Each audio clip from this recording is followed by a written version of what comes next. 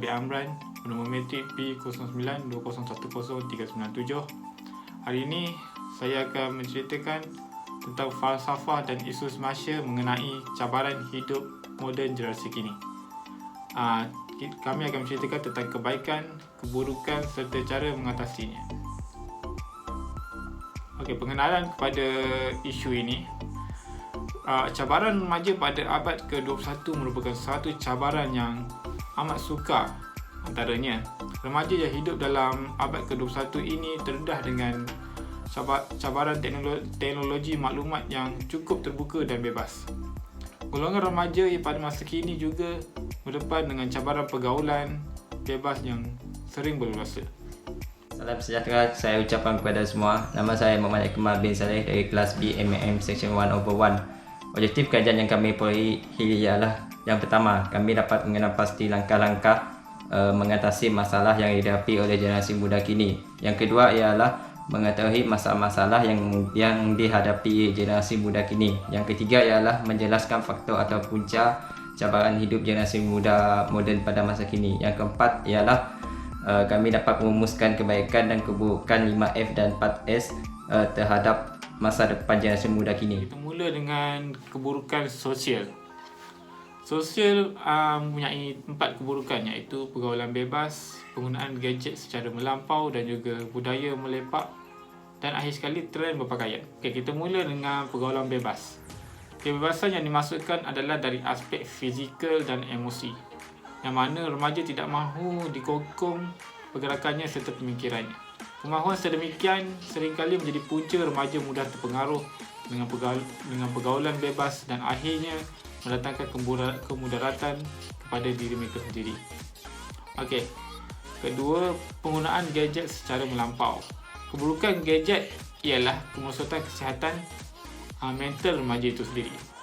Satu perkara yang pasti, statistik menunjukkan terdapat peningkatan dalam kemerosotan psikologi remaja dengan peningkatan penggunaan telefon pintar. Untuk budaya melepak pula, kesan masalah melepak yang paling ketara ialah memburukkan imej negara. Keadaan ini berlaku kerana para pelancong yang datang ke negara ini akan mendapat gambaran yang buruk tentang masyarakat di negara kita dan akan menceritakan tentang keadaan ini apabila mereka kembali pulang ke negara mereka masing-masing. Dari segi trend berpakaian pula, remaja merupakan aset negara yang penting untuk meneruskan kepimpinan negara. Apabila mereka leka terhadap isu semasa dan juga trend berpakaian semasa, mereka akan melupakan tanggungjawab diri mereka terhadap keluarga, negara dan juga diri mereka sendiri. Kita mula dengan kebaikan yang pertama, mempunyai ramai rakan baharu. Kawan yang banyak akan meningkatkan hubungan silaturahim. Apabila kita berkawan dengan banyak orang, hubungan kita dalam masyarakat sangat baik dan akan jadi lebih mesra. Kita juga akan dapat berkongsi masalah. Sahabat juga tempat kita mengadu permasalahan kita. Tempat kita meluahkan serta ruang untuk kita berkongsi momen terindah kita selepas keluarga tercinta. Akhir sekali, kita dapat mempelajari budaya kaum lain. Masyarakat bertamadun. Kita perlukan budaya ini supaya memberi kesan kepada masyarakat beragama dan juga generasi akan datang. Kita mula dengan cara mengatasi yang pertama. Kita boleh memberi kaunseling. Memberi kaunseling, khidmat nasihat, sokongan, emosi dan juga membantu remaja dalam pemilihan penyelesaian konflik yang mereka alami. Bagi yang kedua, kita boleh membuat penilaian dengan membuat lawatan ke sekolah bagi mendapatkan maklumat-maklumat yang terperinci dan pengesahan berkaitan masalah remaja dari semua sudut seperti sokongan keluarga, sokongan rakan-rakan sekolah dan juga masyarakat. Yang ketiga, kita boleh menjadi wakil platform untuk perjumpaan di antara remaja yang bermasalah, ibu bapa dan juga pihak sekolah bagi mencari jalan penyelesaian bersama. Antara keburukan makanan adalah kita mula dengan masalah pembaziran. Pembaziran berlaku di kalangan remaja ialah disebabkan trend makanan hipster. Trend persembahan makanan yang unik atau bercirikan hipster ini kebiasaannya akan viral di media sosial. Dalam cubaan mengambil pengunjung yang rata-ratanya golongan remaja di ibu kota. Okey, yang kedua, makanan ringan yang tidak sihat. Faktor harga yang murah dan akses yang mudah bagi mendapatkan makanan segera punca rakyat di negara ini suka membeli makanan segera berbanding mereka memasak makanan yang lebih berkhasiat. Okey, yang ketiga, makanan yang mengandungi MSG yang tinggi. Makanan yang mempunyai MSG yang tinggi akan menyebabkan tekanan darah tinggi yang serius yang boleh memberi tekanan berlebihan pada jantung dan menyebabkan otot jantung perlahan-lahan lemah dari masa ke semasa. Kebaikan makanan, kita mula dengan kekurangan malnutrisi. Makanan memainkan peranan yang penting dalam mengekalkan kesihatan dan juga mencegah penyakit. Dahulu, kebanyakan masyarakat mengalami masalah seperti kekurangan zat galian dan juga vitamin. Malnutrisi menyebabkan pelbagai penyakit seperti anemia, kwashiorkor, scurvy dan juga riket. Okey, yang kedua, kita dapat mengetahui makanan tradisi negara kita. Setiap kaum di Malaysia mempunyai sejarah tentang makanan tradisional kaum masing-masing. Makanan bukan penghalang untuk mengeratkan perpaduan sesama kaum, lebih-lebih lagi pada remaja.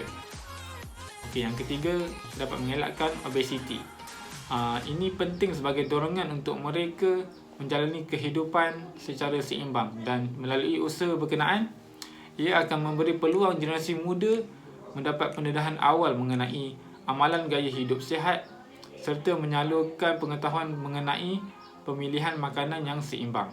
Mengatasi masalah pemakanan ini adalah dengan perubahan dalam diet. Menyediakan pilihan makanan yang kaya dengan nutrien setiap hari.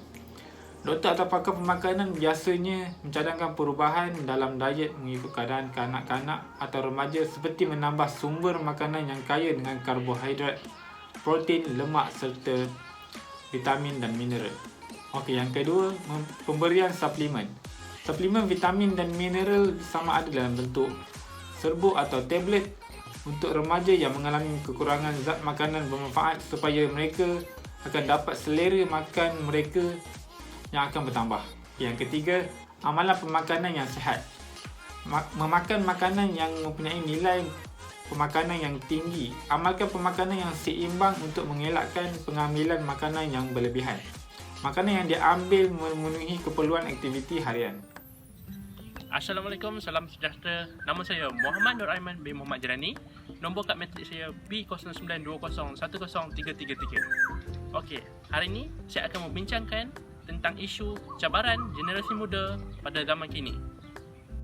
Tidak dinafikan lagi bahawa remaja zaman kini hidup dalam dunia yang penuh dengan pelbagai cabaran.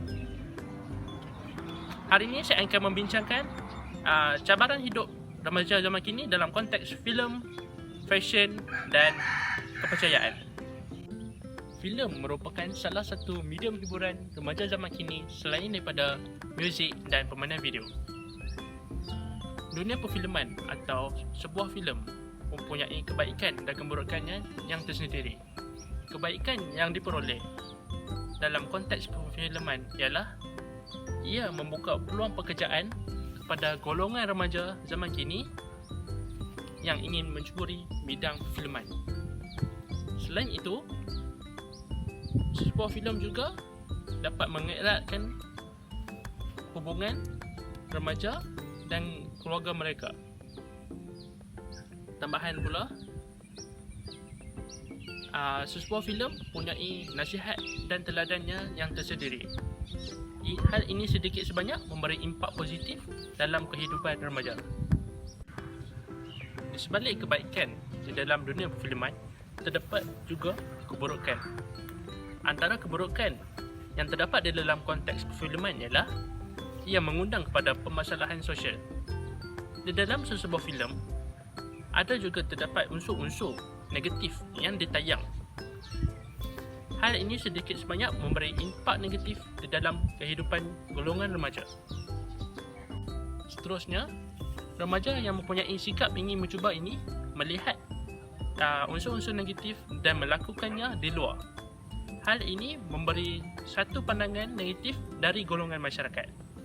Pada pandangan negatif masyarakat, sikap remaja yang suka memberontak ini lebih cenderung untuk terus melakukan gejolak sosial. Hal ini sedikit sebanyak meningkatkan lagi kes secara sosial dalam kalangan remaja. Seterusnya, cabaran kehidupan generasi muda pada zaman kini dalam konteks fashion. Remaja zaman kini gemar menghias dan menggayakan diri mereka mengikut cita rasa mereka yang tersendiri. Terdapat kebaikan yang diperoleh dari konteks fashion. Antara kebaikan tersebut ialah generasi muda zaman kini dibukakan peluang pekerjaan dalam dunia fashion kepada mereka yang ingin menjadi seorang pereka fashion. Hal ini sedikit sebanyak membantu meningkatkan ekonomi negara kita dan membawa nama negara kita ke pesada dunia di dalam dunia fashion. Seterusnya, tahukah anda bahawa fashion juga dapat meningkatkan keyakinan diri seseorang? Hal ini dapat membantu meningkatkan keyakinan diri dan menampilkan diri mereka dengan baik di halayak ramai. Akhir sekali, perwatakan diri juga dapat dinilai berdasarkan fashion mereka. Fashion yang baik dapat menunjukkan seseorang itu mempunyai sikap yang bertanggungjawab dan mempunyai cita rasa yang tinggi. Antara keburukan yang terdapat dalam konteks fashion ialah remaja zaman kini gemar untuk berbelanja dengan boros.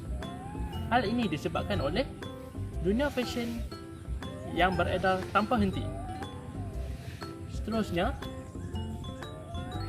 fashion pada masa kini lebih banyak mendedahkan aurat daripada menutup aurat. Hal ini sedikit sebanyak memberi pandangan negatif kepada masyarakat pada golongan remaja. Akhir sekali, fashion juga membuatkan seseorang remaja itu bersikap memberontak. Pemberontakan ini adalah disebabkan oleh mereka tidak dapat apa yang mereka ingini. Langkah dalam mengatasi permasalahan dunia remaja dalam konteks fashion ialah 1. Remaja mestilah membezakan antara keperluan dan kehendak. 2. Teguran dan didikan oleh ibu bapa juga adalah penting. 3. Remaja zaman kini mestilah berjimat-jimat kerana ekonomi pada masa kini tidak menentu. Akhir sekali, cabaran kehidupan remaja dari konteks kepercayaan. Kepercayaan atau keimanan adalah penting dalam seorang remaja. Antara kebaikan dalam konteks kepercayaan ialah 1. Kepercayaan dapat membantu golongan remaja menghindarkan diri mereka dari melakukan gejala negatif. 2. Kepercayaan juga dapat membantu golongan remaja zaman kini membezakan kebaikan dan keburukan. 3. Kepercayaan dan keimanan juga sedikit sebanyak dapat membantu menghindarkan diri mereka daripada mudah terpesong. Keburukan yang terdapat dalam konteks kepercayaan ialah kepercayaan yang terlampau taksub membuatkan seseorang itu terhad dalam mengeluarkan segala potensi diri mereka. 2. Kepercayaan kepada perkara negatif membuatkan seseorang itu mudah terpesong dari ajaran agama. Kita tahu semua bahawa rokok sangat berbahaya untuk kesihatan.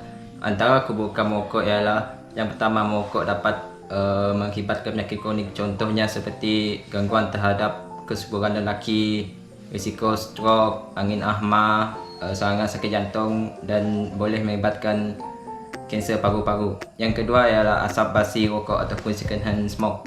Ia juga dikenali sebagai asap tembakau persekitaran, adalah kombinasi asap yang dihasilkan dari rokok yang digunakan. Yang ketiga ialah merokok dan kehamilan. Antara contoh merokok dan kehamilan ialah mengalami kelahiran pramatang.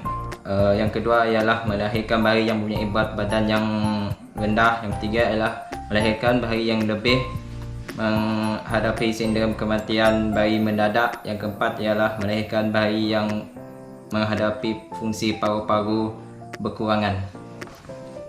Yang keempat ialah merokok adalah permulaan kepada penderihan dadah. Rokok mengandungi nikotin yang menyebabkan ketegangan seperti heroin dan kokain. Yang terakhir ialah amalan pembaziran. Dilaporkan rakyat Malaysia membelanjakan hampir RM1.5 bilion untuk membeli rokok mereka. Selain daripada keburukan merokok juga boleh memberi kesan positif terhadap persekitaran. Antara kebaikan merokok adalah yang pertama, ia boleh menambahkan pendapatan negara. Cukai rokok antara sumber utama pendapatan negara. Yang kedua ialah mengawal populasi penduduk dunia. Merokok boleh mengawal populasi penduduk dunia dengan mengurangkan kepadatan penduduk. Yang ketiga ialah menambahkan pendapatan seseorang doktor. Selain itu juga, terbiat merokok ini juga boleh menambah pendapatan seseorang doktor. Yang terakhir ialah merokok boleh mengurangkan pencemaran bahan kimia. Contohnya seperti lebih hantar jalan jika dibuang boleh menambahkan pencemaran kimia. Seterusnya ialah langkah-langkah untuk mengatasi gejala masalah rokok ini. Yang pertama ialah kempen.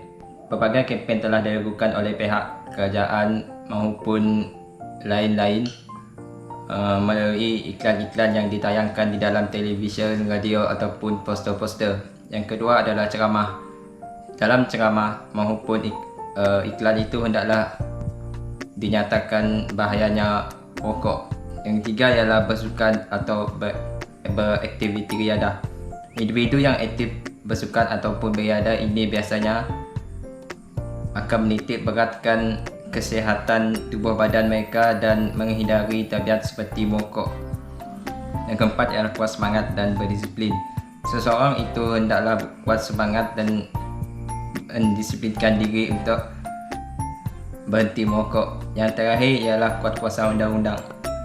Kerajaan telah pun menguatkuasakan undang-undang untuk tidak membenarkan siapa saja untuk merokok di tempat awam. Secara umumnya, kita mengetahui bahawa seks ini ada kesan positif dan negatifnya.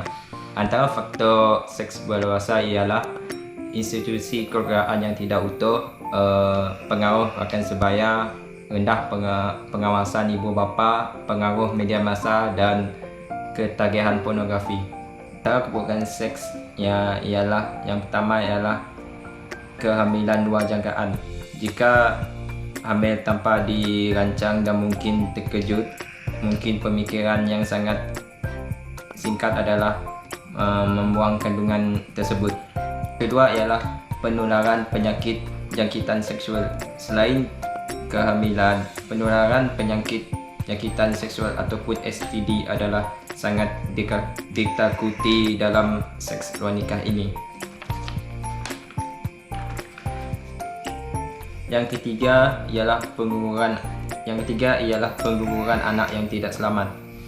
Kebanyakan pasangan, terutamanya golongan remaja yang melakukan seks ini, tidak mahukan anak sebagai hasil seksual mereka, tetapi ingin hanya untuk mahukan kepuasan sahaja. Yang keempat ialah pembuangan bayi. Pembuangan bayi ini adalah fenomena yang selalu terjadi di dalam negara kita kini. Yang kelima ialah gangguan emosi akibat seks luar nikah. Selain fizikal, mental juga boleh terjejas akibatnya. Yang terakhir ialah institusi kekeluargaan terjejas. Jika kehamilan anak, akan timbul pelbagai keraguan mengenai status dan dari segi aspek agama Islam. Anak yang dilahirkan luar nikah tidak boleh dibinkan nama ayahnya. Selain daripada keburukan seks juga boleh memberikan kebaikan dari sudut kesihatan. Antaranya ialah merendahkan tekanan darah. Ia juga boleh merendahkan tekanan darah seseorang. Yang kedua ialah mengurangkan risiko serangan jantung. Selain itu juga ia boleh meningkatkan kadar degupan jantung seseorang. Ia mampu mengekalkan keseimbangan kadar estrogen dan testosteron dalam darah. Yang ketiga ialah dapat meningkatkan kualiti tidur. Seks juga boleh meningkatkan kualiti tidur. Yang terakhir ialah membantu mengawal stres. Hubungan yang intim bersama pasangan boleh membantu mengawal stres seseorang itu. Seterusnya ialah langkah-langkah mengatasi masalah seks. Yang pertama ialah peranan ibu bapa. Peranan ibu bapa adalah amat penting dalam memberikan perhatian yang serius terhadap pergerakan anak-anak mereka. Yang kedua ialah kemampuan diri sendiri. Kita juga haruslah bijak mengawal nafsu kita sendiri. Yang ketiga ialah rakan sebaya. Kita juga haruslah elakkan berkawan dengan rakan yang akhlak yang rosak. Yang keempat ialah teknologi. Kita juga haruslah bijak mengawal penggunaan teknologi, dan ibu bapa haruslah pandai mengawal penggunaan teknologi anak-anak mereka. Yang kelima ialah persekitaran. Elakkan mengunjungi pub, disko bertujuan ataupun menghilangkan tekanan diri kita sendiri. Yang terakhir ialah peranan masyarakat. Peranan masyarakat ini haruslah pandai menggerakkan usaha kerjasama dengan jiran tetangga dalam mencegah perbuatan seks luar nikah ini. Assalamualaikum dan selamat sejahtera. Nama saya Nik Muhammad Haikal bin Nik Kamarudin. Nombor kad matrik B0920100445. Okey, hari ini saya akan berbincangkan tentang topik song. Okey, apa itu song? Song itu adalah sejenis hiburan tidak kira golongan, iaitu golongan muda ataupun golongan yang tua. Okey, song ini tidak khusus kepada bidang muzik sahaja, tetapi ianya merupakan sesuatu aktiviti yang menyeronokkan.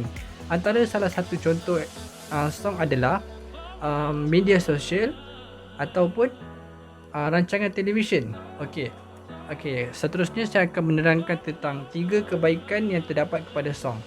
Okey, yang pertama adalah berkomunikasi.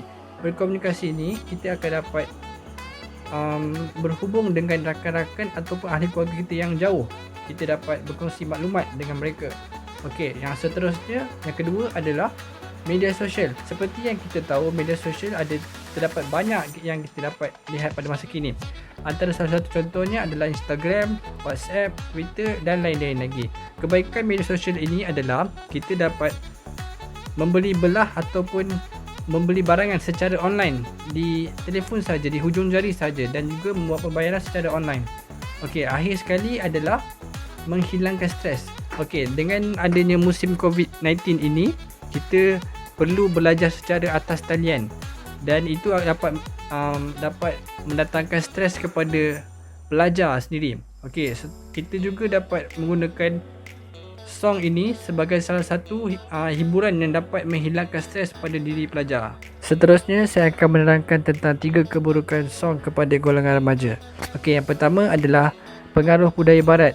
Dengan adanya pengaruh budaya barat ini, masyarakat remaja sering terpengaruh dengan perkara yang dilakukan oleh mereka. Antara salah satu contoh adalah dari segi fashion masyarakat barat itu sendiri. Mereka berpakaian yang tidak sesuai di mata masyarakat dan memakai pakaian keterlaluan. Mereka memakai pakaian yang ketat dan juga nampak tubuh badan mereka sendiri. Okey, yang kedua adalah pergaulan bebas. Golongan remaja tidak lari dengan perkara ini kerana mereka menganggap bahawa pergaulan bebas ini adalah salah satu perkara yang biasa dan bagi mereka. Mereka tidak tahu keburukannya. Keburukannya adalah maruah diri mereka dan juga maruah keluarga mereka akan tercalar ataupun tercemar di mata masyarakat. Okey, yang terakhir adalah media sosial. Media sosial ini memberi kebaikan dan juga keburukan. Antara keburukan yang kita dapat lihat adalah penyampaian berita palsu dan juga video-video lucah yang disampaikan di media sosial. Perkara ini tidak patut untuk golongan remaja. Seterusnya saya akan menerangkan tentang langkah-langkah mengatasi song kepada golongan remaja. Yang pertama adalah peranan ibu bapa. Ibu bapa perlulah memainkan peranan yang sangat penting dalam mendidik anak-anak mereka supaya anak mereka tidak terjebak dengan perkara yang negatif. Okey, yang kedua adalah pihak kerajaan. Pihak kerajaan juga perlu memainkan peranan yang sangat penting dalam membendung aktiviti golongan remaja ini. Antara langkah-langkah yang pihak kerajaan dapat lakukan adalah dengan menyekat laman-laman web pornografi yang sering dilihat oleh golongan remaja ini. Mereka mudah terpengaruh dengan perkara yang tidak baik dalam video tersebut. Okey, seterusnya adalah mengadakan kempen. Pihak-pihak yang bertanggungjawab perlu mengadakan kempen supaya remaja ini dapat melakukan perkara yang berfaedah ataupun perkara yang kebaikan. Seterusnya saya akan menerangkan tentang topik sport atau sukan. Sukan ini adalah salah satu aktiviti yang digemari oleh setiap golongan, tidak kira golongan muda ataupun golongan yang tua. Okey, sukan ini adalah salah satu aktiviti yang melibatkan secara fizikal ataupun mental seseorang itu. Okey, seterusnya saya akan menerangkan tentang 3 kebaikan sukan kepada individu. Okey, yang pertama adalah menghilangkan stres. Dengan adanya kelas secara online, individu tersebut dapat menghilangkan stres mereka dengan cara bersukan. Tidak kira bersukan secara indoor ataupun outdoor. Okey, seterusnya kesihatan. Dengan adanya aktiviti bersukan ini, seseorang individu tu dapat bersukan dan mengeluarkan peluh mereka, dan seterusnya otak mereka akan bertambah cerdas dan juga baik. Okey, seterusnya yang terakhir sekali adalah memupuk semangat kesukanan. Seseorang individu itu dapat berhubung dengan rakan mereka yang lain dan memupuk semangat kesukanan itu dengan baik, dan jelas sekali perkara itu adalah perkara yang positif oleh seseorang individu itu. Okey, seterusnya saya akan menerangkan tentang keburukan aktiviti bersukan. Saya akan jelaskan 2, iaitu yang pertama adalah mengakibatkan kecederaan, yang kedua permusuhan. Kecederaan kita dapat lihat di mana-mana aktiviti bersukan akan terdapat jenis kecederaan yang kita akan alami. Okey, yang kedua adalah permusuhan. Permusuhan ini tidak lari daripada golongan remaja. Golongan remaja adalah salah satu macam orang kata darah panas. Darah panas adalah perkara yang biasa oleh golongan remaja kerana mereka sering naik angin kepada seseorang. Okey, yang seterusnya saya akan menerangkan tentang langkah-langkah mengatasi sport atau sukan. Yang pertama adalah berdisiplin, yang kedua adalah diri sendiri, yang ketiga adalah berjumpa dengan yang pakar. Berjumpa pakar itu adalah jika kita mengalami kecederaan, kita perlulah berjumpa dengan doktor untuk mendapatkan nasihat perubatan yang baik. Okey. Cara cadangan dalam permasalahan dunia remaja pada zaman kini ialah 1. Pemilihan kawan karib atau sahabat juga adalah penting kerana ia sedikit banyak membentuk seseorang remaja tersebut. Seterusnya, peranan ibu bapa juga adalah penting dalam memberi teguran dan didikan pada golongan remaja tersebut. Akhir sekali, masyarakat juga memainkan peranan penting dalam membantu mengubah seseorang remaja tersebut ke arah yang lebih baik. Okay, yang terakhir sekali saya akan menerangkan tentang kesimpulan. Okey, kesimpulan yang kami dapat adalah yang pertama adalah golongan remaja haruslah dikasihi untuk generasi masa akan datang. Yang kedua adalah remaja haruslah dididik dengan baik dan penuh kasih sayang. Yang ketiga adalah menimba ilmu pengetahuan untuk kebaikan diri dan juga negara. Okey, sekian, terima kasih daripada saya. Assalamualaikum warahmatullahi wabarakatuh.